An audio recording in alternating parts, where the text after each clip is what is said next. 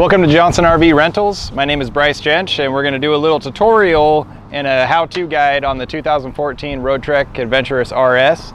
So follow along and come with me.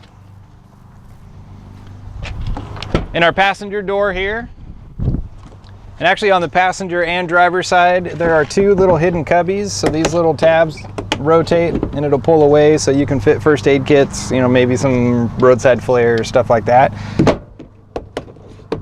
In the event of a flat or a blowout, you know, again, always reach out to CoachNet first. But underneath the passenger feet, there are a tire iron and a little hydraulic jack as well. And then this just fits up back up. And then they push it in a little quarter of a turn, and then that'll lock it back in place. And then your seats here. So the seats are going to slide forward and back just like any other automotive seat. So the bars up front hold that and it'll pull forward. But your backrest is on a little gear. So when you're sitting in the seat, to make this a lot easier to adjust, make sure to lean forward and get the pressure off the backrest, and then you'll be able to adjust that. The little jack here actually raises the entire seat all the way up, and then push it down so you can get it up and down. And then your cushion adjustment is this guy here as well. Now both the driver and captain's chairs are going to swivel around. So before you swivel them, always make sure to rotate, or not rotate, but to bring the seat all the way forward so that none of this piece gouges into the side door here. But on the inside of the seat, and you can see it on the driver's side here. So same on the passenger side, there's just a little bar, so you push down on that and that breaks it free so we can swivel around now. So right here. On your driver's seat, you do have to have the emergency brake disengaged in order to swivel this one around. But again, we need to slide forward, push it down, and then we can rotate. And because of the steering wheel, you'll just have to go back and forth to get it to work.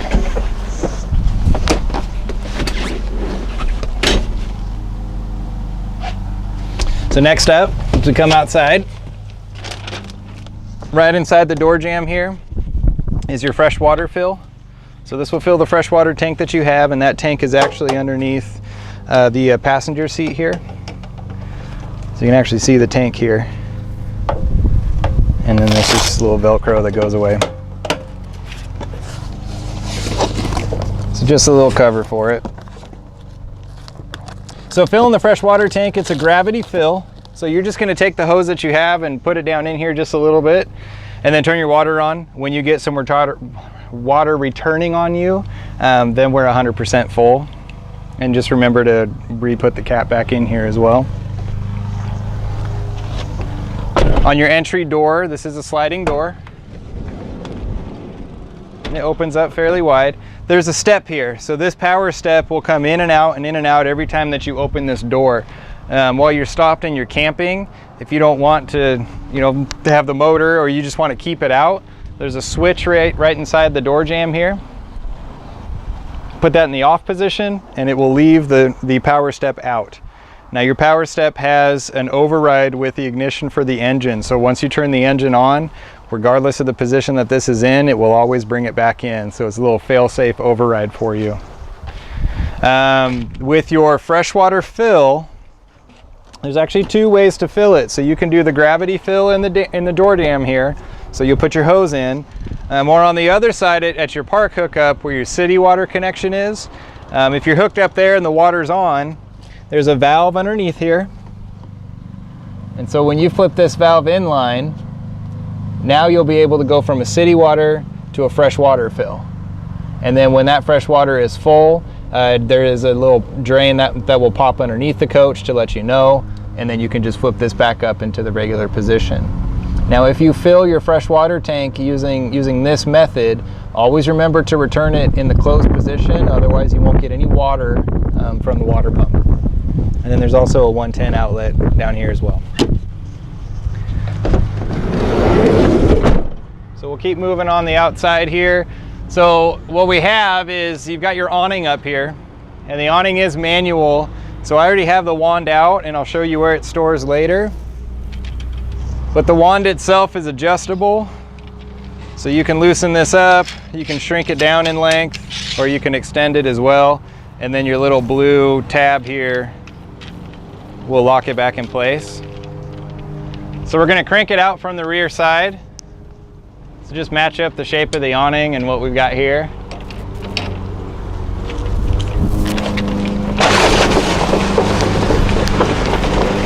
Now, it's highly recommended, as you can see how far of an angle that this drops down. Make sure that that entry door, the sliding door, is shut before you bring it out. Otherwise, you're gonna get it caught on that door.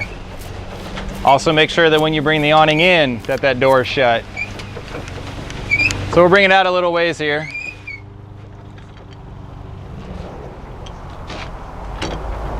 So with the awning out, the legs are actually built into the end of the awning. So in the middle here is where the feet are. And in order to bring this out, it's just spring loaded. So you just want to take your foot and push it away from the white peg here. So we just push, and then that'll allow us to drop it out. When we put it away, we're going to do the same thing, just push it in and spring load it, and that'll lock it in place. So we take it out, and then we're going to swing it around. Now you've got the option where you can either take the leg here, you can stake it in the ground, raise it up, and then on the side of the bar here, there's a little locking tab. Most people, and for stability, you're going to end up putting it in the side of the coach itself. So the way to do that is the top part of this little clip here is going to raise up. You're going to put the bottom section of the foot in first, and then put the rest of it in and just lock that over the top. Now this isn't going to go anywhere, and then we can raise this up and lock it in place. We'll do the other side here. So same deal, just push that spring in to release it. Swing it around here, pull up. Bottom of the feet go in first, and then the top slides right over. And then you can raise this up and get it locked in place. Okay? And then to take it out, we're just gonna do the same thing. So lift it up and then pull that out. Swing it around and then just pull the spring back so that it locks back into place again.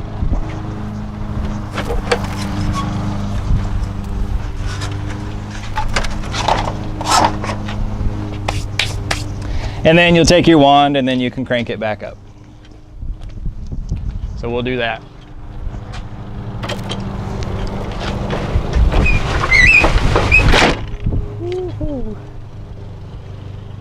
So the slower you take it, the easier this is.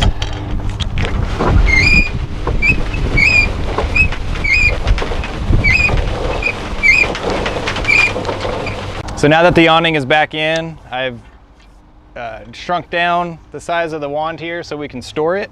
So around the back, both of these doors are going to open up. Passenger side is going to go first, and then on the driver's side, right inside, is a little handle here that you can pull. And you also see that there's a zip-up screen here. So the screen, you can remove it, or it will zip all the way down towards the bottom. And then there's some Velcro here, and there's also 2 button snaps. These snaps go over where the seat belts are bolted into the frame. And then it just helps the rest of this Velcro from holding in place. So we're gonna bring these up a little bit. And the wand for the awning actually stores on the frame of this power sofa. So however you can fit it, it doesn't have to, handle can go over here, it can go on the other side. But there is some Velcro here just to keep it and have it stay in place.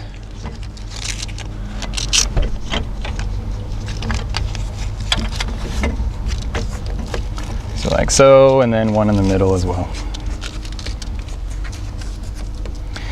Now underneath the sofa, this little piece flips up, and there's a little storage underneath here. So just a little hidden cubby. And then as far as storage goes, put whatever you want underneath here. The only thing you'll have to watch out for is the power sofa has 2 rotating gears, so one on both sides. You'll just have to make sure that whatever you put here doesn't come up to that gear, otherwise it's going to get caught as the sofa is coming up and down. And then also these doors are going to swing all the way around as well. So if you want to utilize the screen and maybe pull up, you know, back up to a lake, put your screen down, get your doors open. To prevent the wind from shutting these by themselves, the hinge here, if you bring the door back just a little bit and loosen up the lock there, take this hinge and pull away, and then the whole door comes out. So this will lock like that, and then it swings all the way around and actually holds on 2 magnets here. So now the wind can't grab this and slam it on you. In order to open this, you do have to tug pretty hard, but this hinge, if you just set it back in place, it'll find its way home. You don't need to mess with that. So now we're locked again.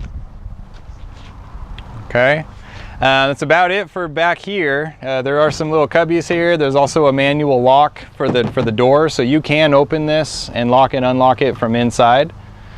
Just remember that it's always passenger side closes last. Get that Mercedes symbol to lock up. Around the side here, let's get the keys out. There is an outside hot and cold shower. So with one of the keys that we've got here, now this is going to be about 3 feet in length, but there is hot and cold. And on the shower head itself, there's an on and off for it, but use it for your 4-legged friends or your feet. There is a little post here, so you can take the shower head and kind of position it wherever you'd like to use it, and then it just tucks back. You just fold all this back up, and then it'll all tuck away.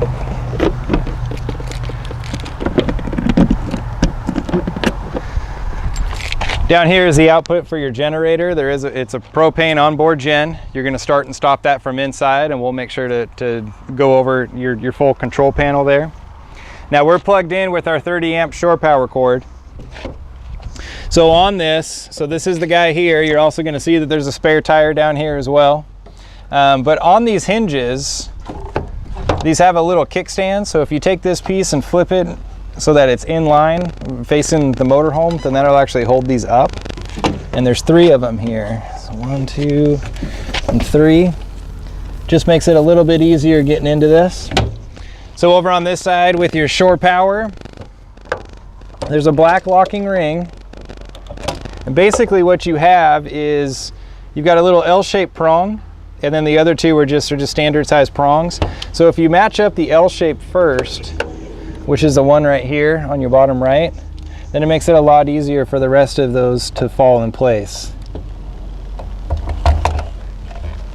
And then we're in. Now by plugging into shore power, you'll now be able to use your roof air conditioner and your microwave. Otherwise you have to have the generator running in order to do that. So that's all that's down on this first one. This here is an output for the 12 volt propane furnace. If you are heating inside and that furnace is on, it blows extremely hot air on the outside, so just be wary of that. The metal gets really hot too. And then right here is it's a 6-gallon hot water heater.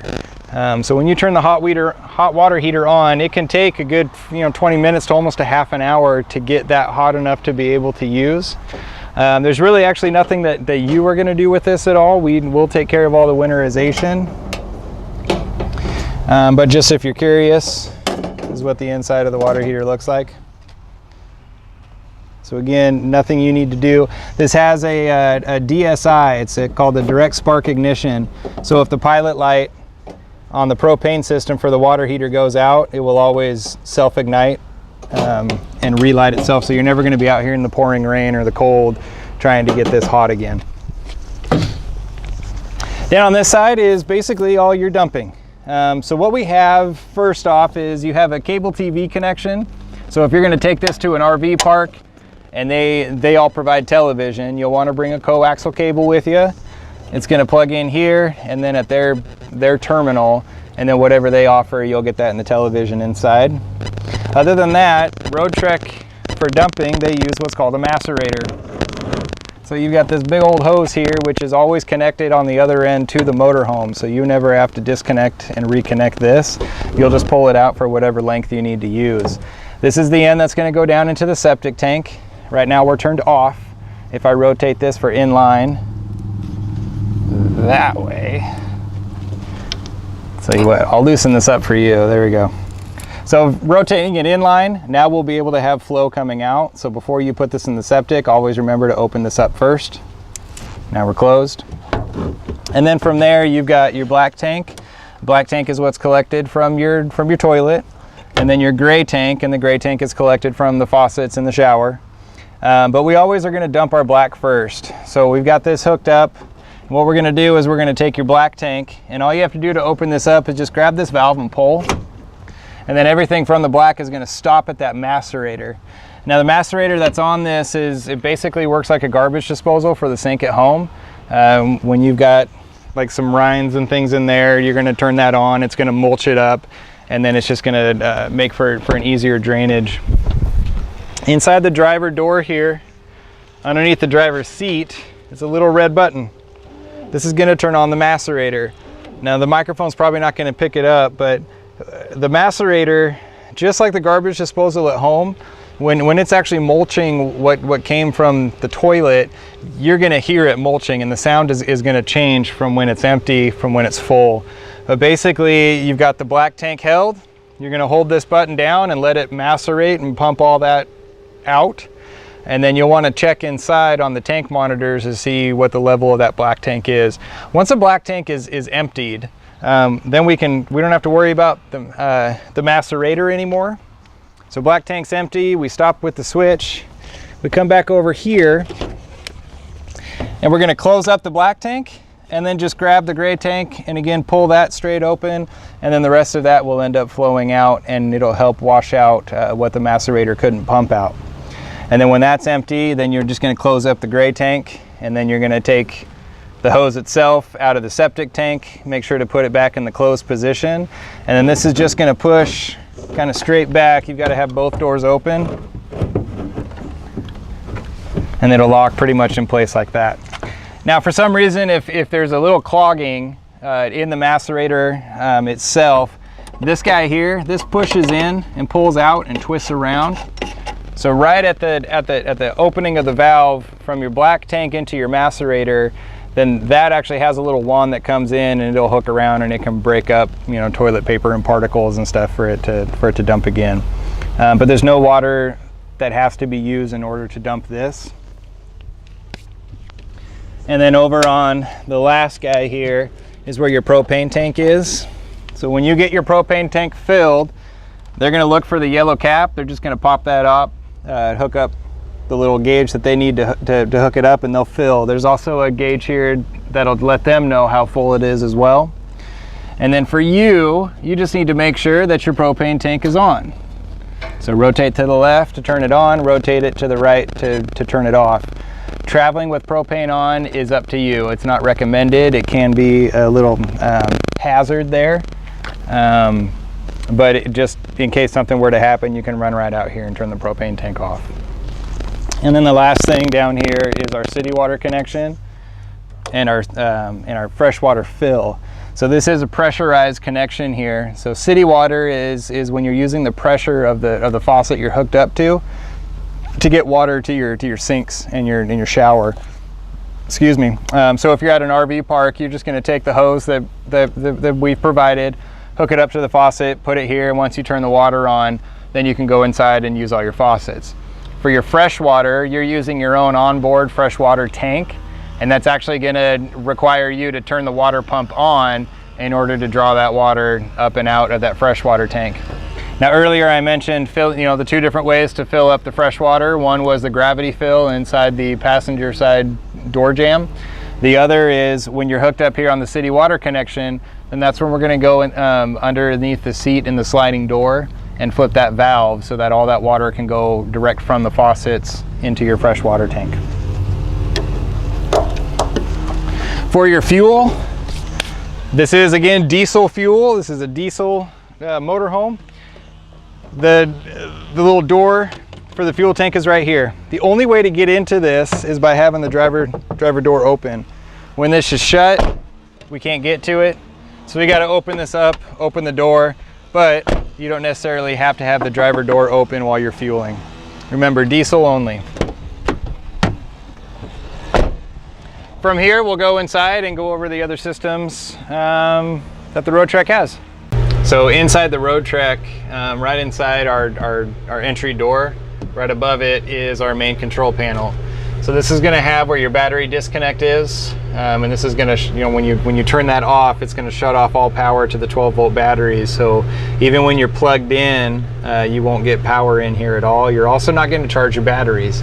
So this is something that you want on all the time while you're traveling. As you're driving, the alternator in the engine is going to keep these batteries charged. When you're plugged in, when you're running the generator. So lots of different ways to keep those house batteries charged. So really the only time you're going to turn this off is when you're going to be away from the motorhome for hours on end. But again, if you are plugged in, just keep it on. Above here is your outside patio lights, and it's a little blue switch that'll turn on. Okay. And then there is an inverter in here as well, and so the outlets that are in the kitchen area are inverted.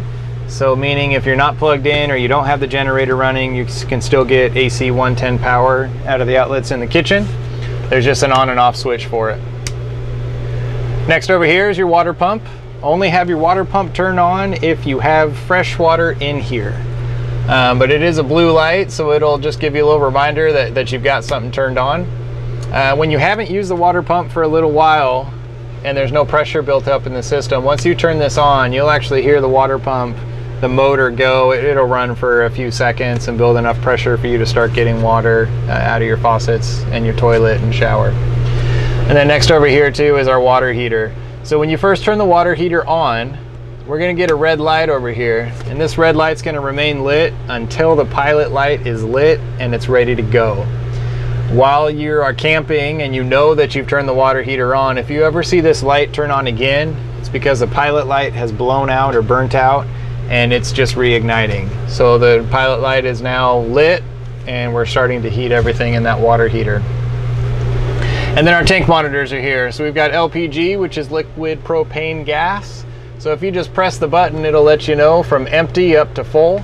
So we're full on propane, full on battery, full on fresh water as well, and then we're empty on our black and gray. But it's just a great way of telling where your tank levels are at, especially while you're filling, while you're using, and then while you're dumping as well. And then the last thing up here is our generator. So if you haven't used a generator in a few days, you do want to prime it. And priming, even underneath the switch, it says stop/prime. So priming is just pressing and holding stop for a good 5, maybe 10 seconds till we get the light on here. Now it's all ready to roll, so we can let go and then press and hold this until you actually hear the generator turn over. And then once that's lit, then the light will remain on, and then there's a little counter here of the hours, so you'll know what you're using. And then when you're done with the generator, just hit stop and it'll shut down and go from there.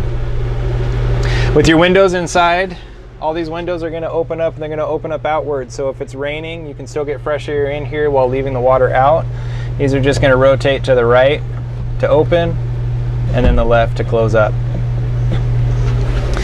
Right inside here with the 4 seats that we have, if you're wanting to keep the sofa in the back made into a bed at all times, there is the option for another table to be up here. So that table is stored in the wardrobe right behind the bathroom. Excuse me, the table leg. And this leg is just going to go right down into the hole here. And then the table that we have for up front, I've got a big caution for you. This is heavily spring loaded. So you can either have the table sitting this way, and it's just a little guy, or we've got extensions that will end up flipping out. So when you pull these out, just a little, again, word of caution, once this gets fully extended, this piece here is going to slap open. So just watch your fingers, and then we're good. To close it, we're just going to take this, pull down, and then close. So while this is just sitting here, you can take all these pieces and get them to come up. So all 4 sides. Just remember, watch your fingers.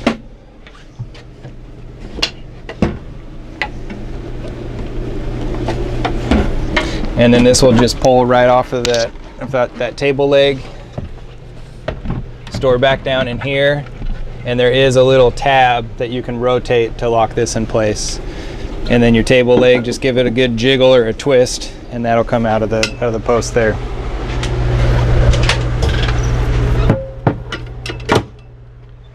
Now in our kitchen area, there are, so all the lights that are in here are all individually controlled by a switch. I've got the water pump turned on, so when we turn this on, we've got water now. And while the water is running and you're using the water pump, you will hear the motor on that go as well, so it's nothing you're doing, it's just the water pump working. But when you're done, and let's say that you're packed up and you're gonna come and you're gonna bring this back, after you've turned off water, there's still a lot of pressure on that water pump. So the best thing to do is come back over, flip that switch and turn the water pump off, and then just come back to any faucet, whether it be the bathroom or here in the kitchen, open that up and just relieve the pressure off of that pump. Okay, there is a little catch in here, so you can hold or fill up the sink with water. And then there's a little cover here as well. So you've got one side that matches the countertop, the other side's quite a bit darker, but you can use either as a cutting board. And then up in here, all this is just going to be storage. So a place for silverware to go. There's a little pull-out pantry. And then just back of the water heater here. So that's nothing you need to mess with at all. Just use the water heater. Your microwave down here, it is a convection microwave oven. So push the button at the bottom, and what you're going to notice is a metal rack here with some orange silicone nubs. This is meant to use for casserole dishes if you're going to use the oven part of the microwave. If you're just going to use the microwave, remember to remove this, otherwise you get quite the fireworks display happening in here. But to use it as a convection oven, one thing you'll notice if you look real close during your walkthrough when you come to pick this up, but there's 100 degrees all the way up to 425 degrees on your 1 through 0 buttons. So when you hit convection, it's going to have you pick a temperature. So now we're 300. Once you hit start, then it's just going to preheat just like an oven does at home. So when it is ready to be used, you'll just pop whatever you're going to cook in here and then start a timer and be good from there. When you're done using the convection microwave portion of it, just hit stop clear and it goes back to your regular microwave. This is the propane heater. Now this is going to be controlled by the thermostat, and I'll show you that in just a little bit, but this is where the heat's going to derive from, and that does take propane. Down here on the refrigerator, there's a little lock here, so push down and then pull out and that'll unlock it. And then you've got the refrigerator portion of it, and then a little freezer as well. When you open up the freezer, that's where our temperature control is going to be. Now this is just a 12-volt refrigerator, so this is only working off of your batteries. So you don't have to worry about when you unplug, do you have to flip this to something else to keep the milk cold. Just make sure that you set a temperature, and as long as your battery disconnect is on and you've got power in here, you've got power to that fridge. So on the 2-burner propane stovetop that we have here, there is a little glass lid, so this will act as more counter space. We are going to provide you with a lighter here. And so on the burners, in order to ignite this, right by your 2 control switches, there's these 2 little raised nubs. Those are your contact point. So to light this, we're going to move this over to the lightning bolt, and we have to push and turn, and that's what's going to allow the gas to come out, and then we're going to light it. So we just push and turn to the lightning bolt, and then light it here, and then you can pick whatever temperature you want from there. So there's the first, here's the second, and cook on. When you're done, make sure to turn these in the off position. Wait for this to cool down enough before we drop down the glass, otherwise this can end up shattering. We don't want that. The next part, since we're using propane, if you have all the windows in here that are all closed, you're gonna get a lot of propane smell in here. You're also probably gonna send off the propane detector, and it's a pretty annoying alarm. So you can either open up some windows, or right up above us is what they call the fantastic fan. This fan, the little black part here is to open it up, and And then once it's open, you actually have your fan control speed. So 1 through 3. And then this is exhaust only. So this is only going to take air outside.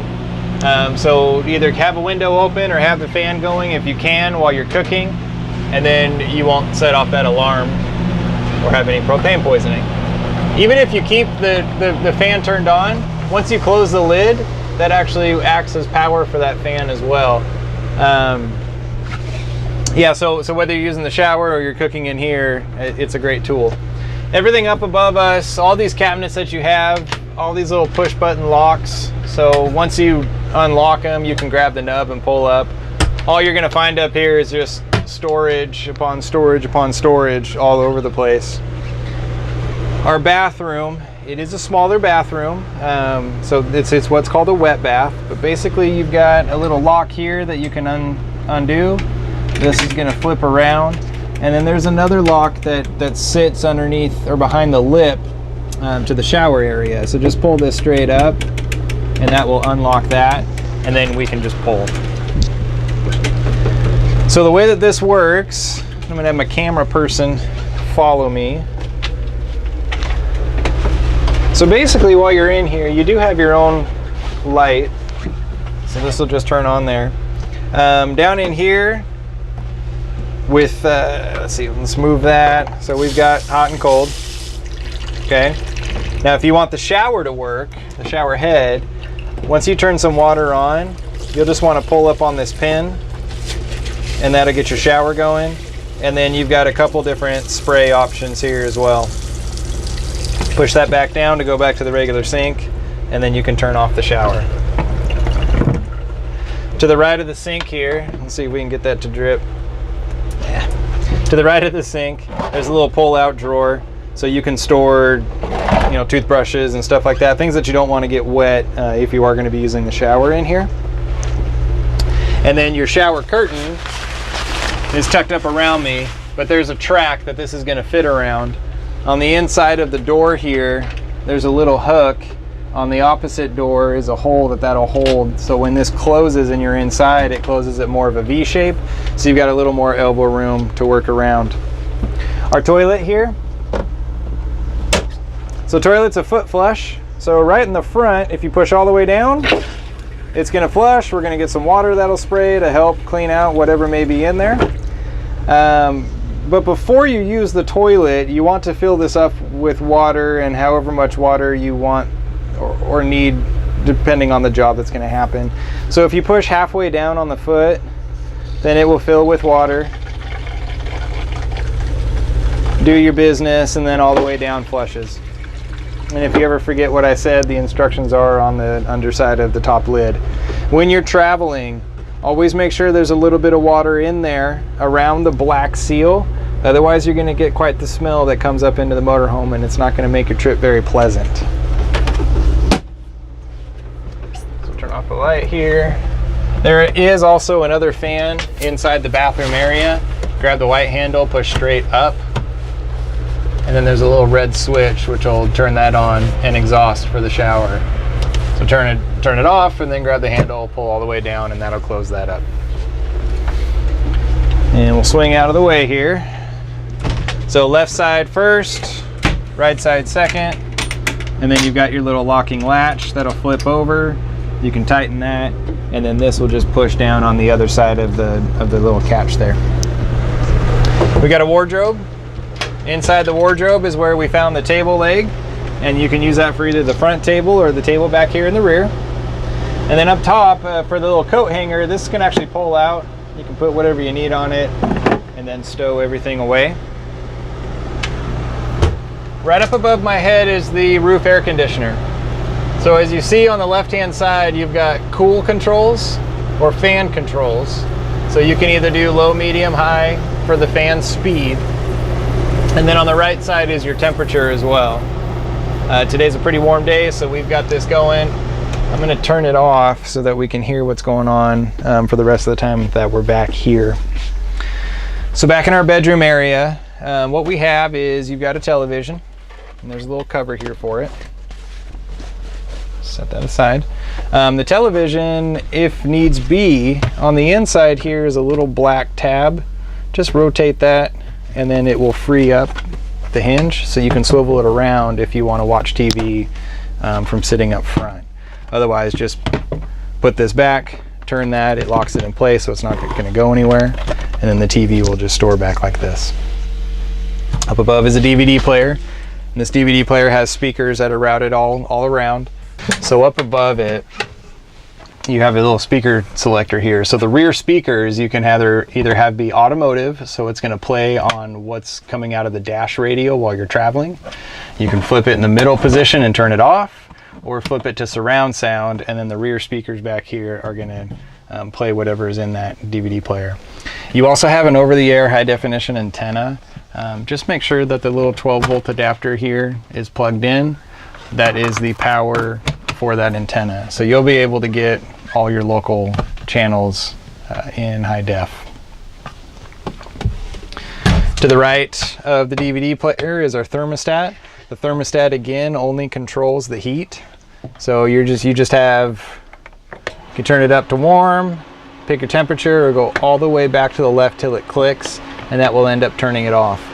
After you've used the propane heater for a little while, once you turn it off, it can take 3 to 5 minutes for it to finally, cycle through and then turning off itself. Now back here, we've got a couple things. Underneath the passenger side ottoman, this is the board that you would use to turn this into a full bed. So what you've got are 2 backrests, 2 ottomans, and then your power sofa back here. So with the power sofa, there's a switch underneath the TV. Excuse me. You'll hold that down, and then our sofa is going to lay down flat, and it's going to butt up to these 2 ottomans. So now we either have 2 twin beds, or we can use the board in the middle here to fill this and then turn it into 1 big bed. So I'm just going to pull my feet out of the way. Easiest way to do this is just get one side set. There's a little lip that it sits on. Lift up your other side. So now we're secure, and then we can take the backrests and then fill these together. And this makes the big bed. And now you've got just about a king-size bed back here. So same deal, just take your backrests, put them back away. You can remove the board in the middle, and again, it just slides underneath the passenger side.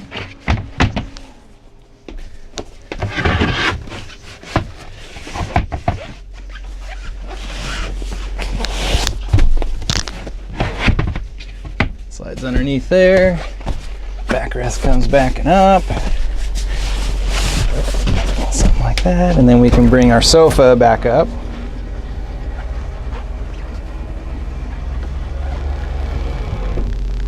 And then the table for back here is stored underneath the driver's seat.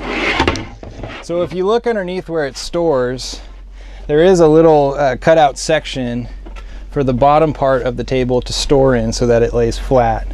But this is going to work a lot like the table that I showed you up front. Just take your table leg here, pop it in the ground, and then just match these 2 pieces up. And here's your table back here. So this will swivel around so you can get up and get out of the way too. And then just shimmy that up. Get this to fit. What you'll notice too is this isn't mounted dead center. So if you look underneath, there's a shorter section on one side than there is the other. So just match it up like that. And then that fits right underneath. Tucks away, and then we can break our table leg loose and put it back.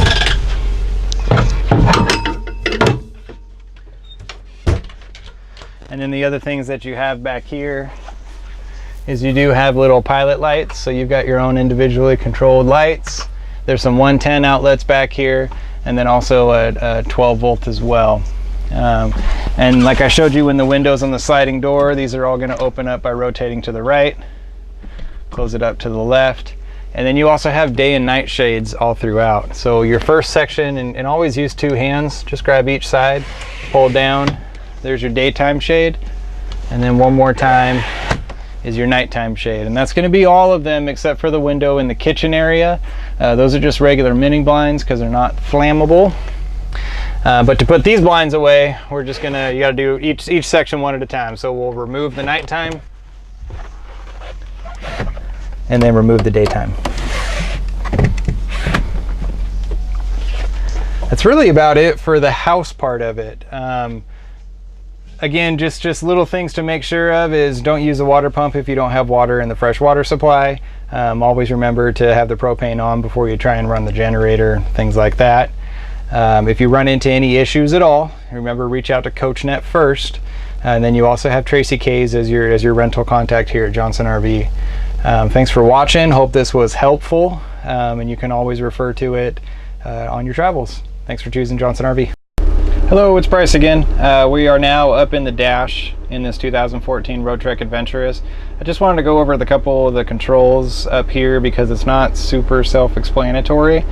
So as we look down underneath the air controls, there's a couple safety features here, and then some other nice options that you get with Roadtrek. One of them being heated seats. So you've got heated driver and passenger seats, but you're basically, to control these, it's going to start on high, hit it again, and then it goes down in temperature until it's back off. Now you've got your windshield defrost, you've got your rear window defrost, your emergency flashers. ASR is traction control, and what happens with traction control is if I turn this off, now we're going to end up with a big exclamation mark here in the dash. So if I turn the traction control back on, that goes away. If you see that little exclamation mark pop up while you're driving, it means that you've slipped either on a wet or an icy road. Now we also have door lock and door unlock for all doors that are in here as well. If we move one section above, then we've got our air control. So everything's on a turn dial. There's a little white notch here. So as we turn this, that's going to adjust the temperature. To the right of that is our fan speed. So more fan or down to no fan. It's a hot day, so I'm going to keep the air conditioning on. And then cycle the inside air that you have. And then this dial here with another white notch, this is going to determine where the air is blowing from. So the triangle arrow that's pointing up comes from your dash. Your triangle that's pointing down is going to come at the floor. So you're just going to find a mixture of the air that you want. So like if we want a little more floor but still some dash air, then we'll put it here. And then your side mirrors are defrosted as well, which is this button. And then there's a little note clip here, so if you got a piece of paper with directions, you can slide it up underneath and it'll hold it just like a clipboard does. Up above that is the radio here. So on the radio, top left is going to bring us to our menu. So we hit menu here, and that's going to be all the different options you can use. So let's just take the tuner for instance. So everything's touchscreen, volume is adjustable on the little turn dial here. But you're able to, you can cycle through presets, or you've got a little direct button here where you can end up tuning it to the station that you want. Some other options that are in here is Bluetooth audio, your backup camera as well, and then if you connect your phone through Bluetooth, then you've got telephone functionality too. This is a little bit older of a radio, so there is a little headphone jack up front, or in the glove box is a wired connection for the older iPod connection. Okay, and then up on the steering wheel, so up here you've got your answer the phone, hang up phone, volume up, volume down for radio and phone calls. And then on the left side here are your controls for the dash. So that's going to take you through the different options on the gas. So you can see oil levels, coolant temperature, gasoline, fuel, things like that. And then there's a little wand. So this guy right here is your cruise control. So you can accelerate, decelerate, set, turn it off, So just we kind of take a step back in the days to do that. And then underneath that, this wand here is your turn signal. It's also your windshield wipers if you rotate it forward. And then your headlight controls are down here. So this actually has the option for auto headlights. And it also does auto high beams as well. So if your lights are in the auto position, when you turn on your high beams, which is right here, when you turn on the high beams, those high beams are going to turn off with any oncoming traffic, or if you pull too close up to a vehicle in front of you, so that will automatically control it. Otherwise, you can go off parking lights, headlights, and then if you pull out, then that will turn on the fog lights that are on here as well. So just wanted to go over a couple more things up in the dash. A lot of things with the Mercedes Sprinter chassis is not easily self-explained. So other than that, again, have so much fun on the trip, and thanks again for choosing Johnson RV with your rentals.